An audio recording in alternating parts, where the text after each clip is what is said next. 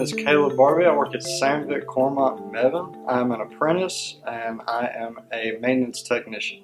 They work with all my school schedules, both ACC and Eastern Alamance.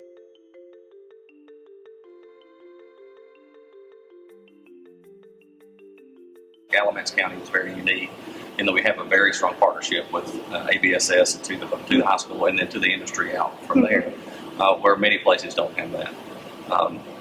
But for us, it gets us in the door to talk to students.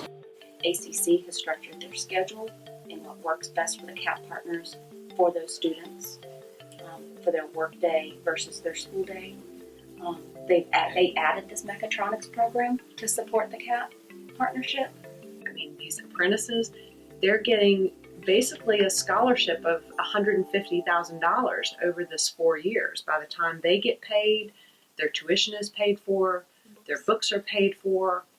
And I'm drawing from my teacher's experience with them, some of the experience of the guys at work, trying to make it optimized the best it can be. And it's just nice to have that both sides of the spectrum. It's one part of the puzzle to try to help companies locally get the workforce that they need and have that continued workforce pipeline. So we have a challenge in front of us to find that next workforce and find people who are excited about coming to work. You talk to people in the community, sometimes there's a perception that manufacturing's dark and dirty and not well run, and that's not the case. There's a lot of machinery with a lot of different electrical parts. They all have their computers of their own, little minds of their own. This is one of the examples of our machines that uses robotics to load and unload parts into the machine, so the operator doesn't have to go through and manually do that from time to time when the cycle is over.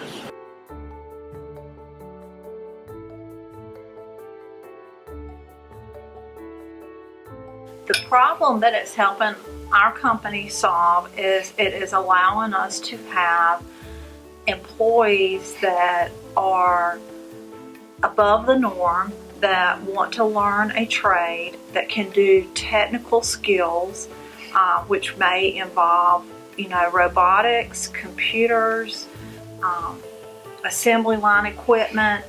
It's hands-on. A lot of things that I'm learning in school, I actually touched or looked at or watched people work on at work before we looked at it in the classroom. So I think that's really cool. At the end of the day, you want that apprentice to be successful. You want to make sure you provide enough time to him or her to lead them and to mentor them and make sure that they're doing the right thing.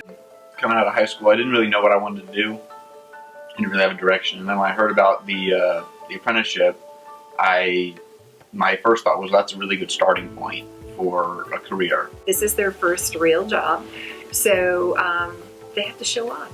That's a big deal. Part of it is just getting to do that. You get to be part of a team. If they was asking me to do something else, I'd be just as ready to jump in for this one as I did the last one.